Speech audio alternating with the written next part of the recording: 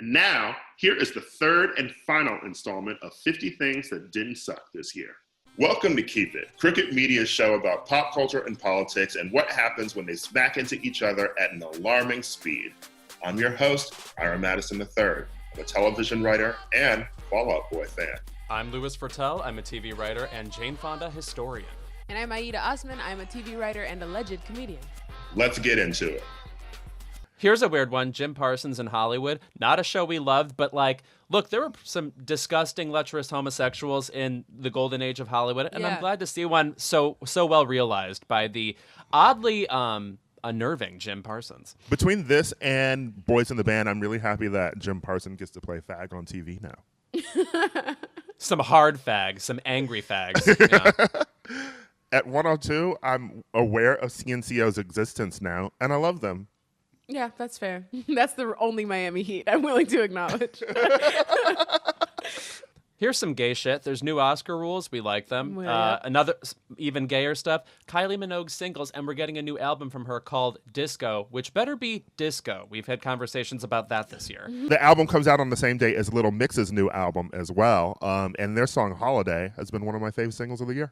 And all of these things will be soundtracked, I'm sure, on HBO's Legendary, which was a really life-affirming, awesome competition series that gave you so much talent and so much of a particular culture in a way that reality competitions usually don't. Even with the Jamila Jamil drama at the beginning, we had a lot of fun.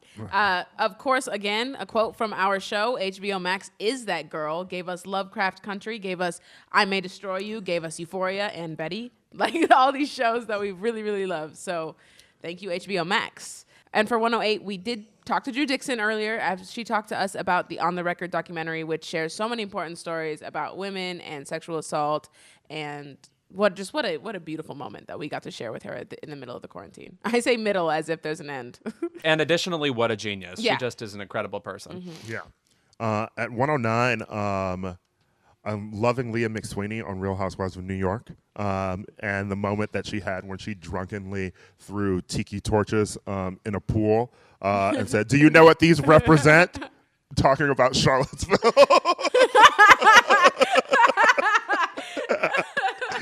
At 110, we just talked to Nicole Richie about Making the Cut, and Naomi Campbell's reads on Making the Cut were one of my favorite things of the year. The woman is savage. She is a savage person. My favorite image is her just clutching fabric and going, "This is not couture." At 111, we didn't talk that much about Flo Milli dropping an album this year, but Flo Milli shit is it. Mm-hmm. And then, of course, Brad and Jen reunited this year for a brief second. In that Fast Times at Ridgemont High reading, which I can't imagine sitting through an entire reading just watching it, but the two of them, man, Jen is such a good actor too. Yeah. She makes it look easy, which is one of those things that makes you think, oh, she's just a relatable, charismatic actor as opposed to a good actor, but she's fabulous. The two of them together can replace our favorite lesbian couple, Ellen and Portia. So thank you. Right.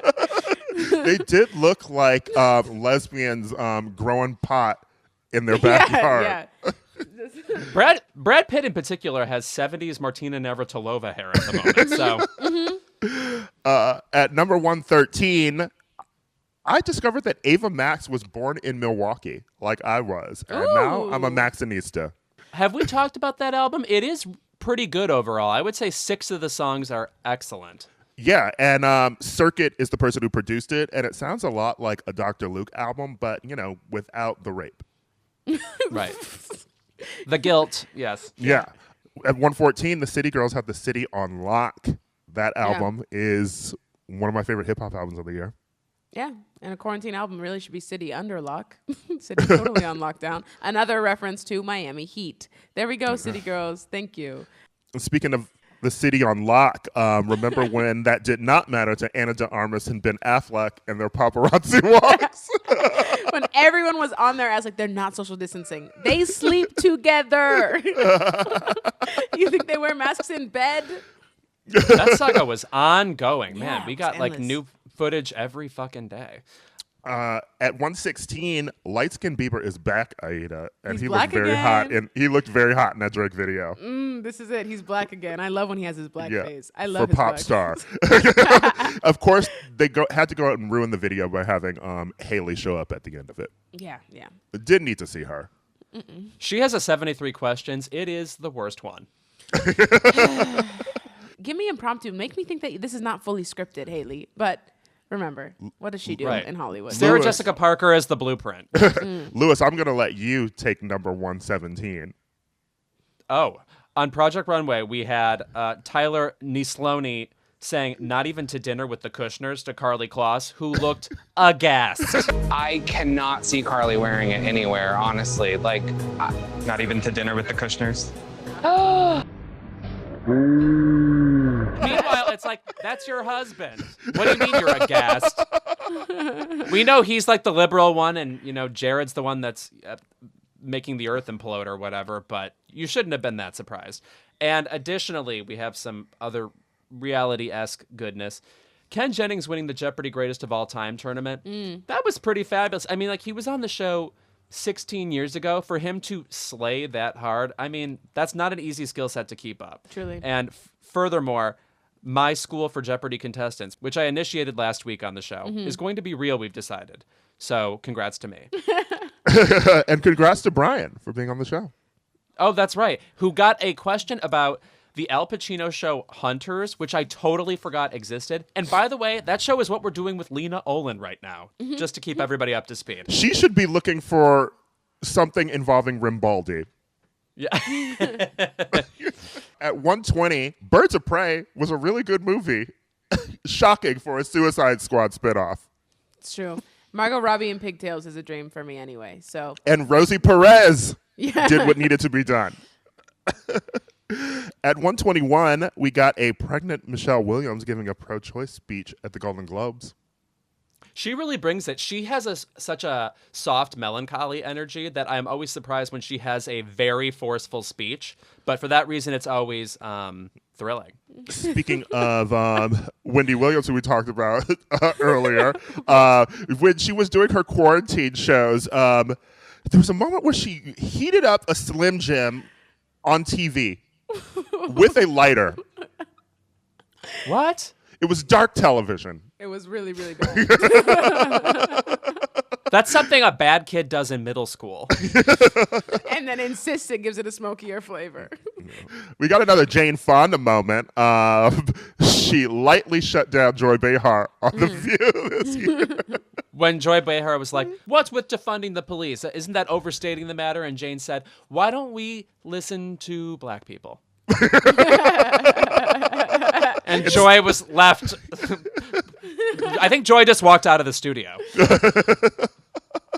Miley Cyrus's Midnight Sky is a pretty perfect song, and I'm also loving this karaoke era that she's in now. Her doing Heart of Glass, her doing Man Eater from Hall & Oates. It's kind of perfect. Just like how I like when Justin Bieber is black, I like when Miley Cyrus is white. I think that's where she does best. This Benatar era of hers, yeah. I'm enjoying it. Number 125 in the Ammonite trailer, Kate Winslet dusting fossils, which I've decided is lesbian canon behavior. I've not seen it done before, but it just fits the bill. I'll give her something to excavate. Does that make sense? Mammoth Cave? Yeah. Ooh, it's got some dust on it. I'm not going to lie. So, okay. Yeah. Number 126, Give It Up. That guy skateboarding to Dreams by Fleetwood Mac. Whew. Cute video. 127, The Weakest Link is back with our favorite host.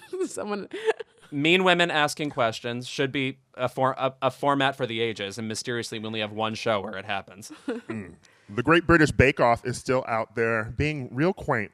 Yeah, just sweet, amicable. And my roommate is like obsessed with it now. So every time I come into the living room, I see British people baking. Also, the very British idea of calling them bakes.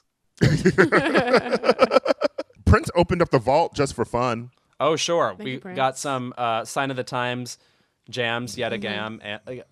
Timeless. I mean, can you believe it? Prince music is still good. Speaking of all the Chloes we said that were on this list, Lewis, Chloe Zhao, and then I think Regina King, too, are gearing up for potential Oscar runs. Chloe Zhao, who directed the amazing movie The Rider a couple years ago, now has this movie Nomadland with Frances McDormand, looking like it's going to be a big critic smash. And Regina King, who directed a fucking movie. I was just thinking this woman needed more awards. Seriously. And she was the first black woman to debut a film at Venice. Which is good for her and pathetic for the industry. Thank you. Jada Essence Hall is 131. That's it. She's fantastic. She was fantastic. She won Drag Race, and she got her parade in Milwaukee after she won. Speaking of reasons for you to claim Wisconsin even more. At 132, Joaquin Phoenix had a very surprising run of excellent award show speeches. Yeah. We're going to ignore the last one where he The compared, cow one and the milk yeah, one. yeah, comparing that to civil rights. Also, he and Rooney had a baby and named him River. Oh, guys, come on, Bruni. That's fucking amazing. I don't associate her with pulling my heartstrings that much, even though I am a Carol stan. And look at her. 134, we discovered who the real Lady A is. After that little pre-war trio stole her name. Yeah, I don't know who they are. I've heard of the band. I think they make country music, but like Lady A is the real queen in the situation. Their weird offer to help her out to smooth things over was so strange. Okay, Yeah, stop it. Frustrating. Yeah. 135 is Gigi and Zayn finally had their baby. This is a relationship I've been tracking for the past like 6 or 7 years. So it's Glad someone has been. Yeah. And 136, speaking of shows that I hope we're all tracking, another season of Pen 15 came out. We love them. We really support them. And they're running amok and they're taking over comedy. And it's unfortunate for the rest of us. But thank you, girls. I'll say it again. The crazy thing about that show is that it's not been done before. That they're like, adolescence is such an insane time. And to revisit it this way is just so ingenious. And I hope it's a show for the ages in that way. It's so ahead of its time. I never guess. been kissed. I'm kidding. Right. Okay. Yes. At 137, I know Lewis is excited that the Animaniacs are back.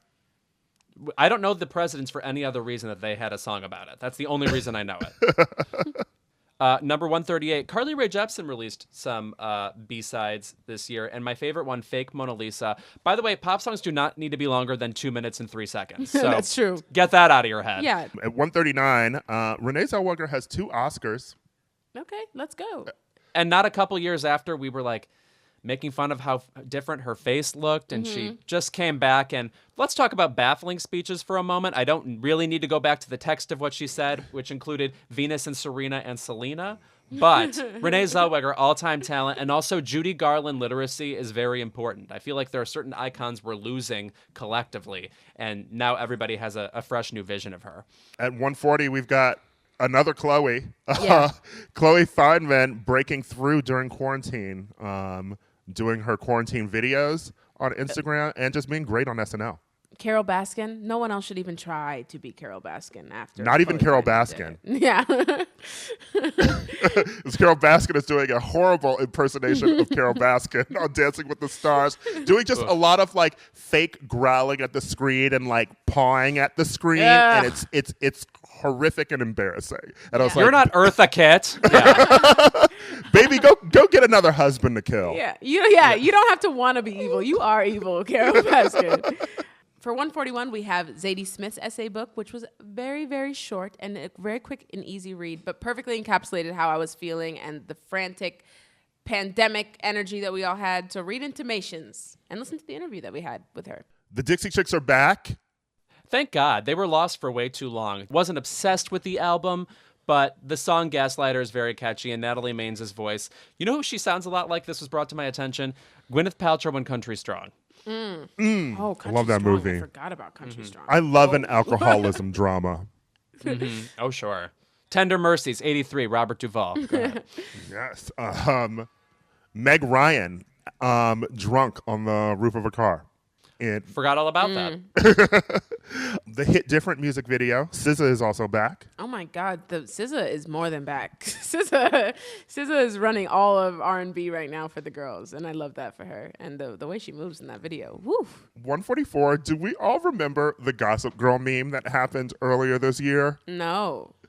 You remember it was the photo of Blake Lively and then the photo of Leighton Meester with their Gossip Girl characters, and it would have Blake Lively asking a question, and then the Gossip Girl logo was edited to answer it. Like, why did the U.S. invade Iraq? Oil girl. I remember that. That was fun. God, that feels like centuries ago.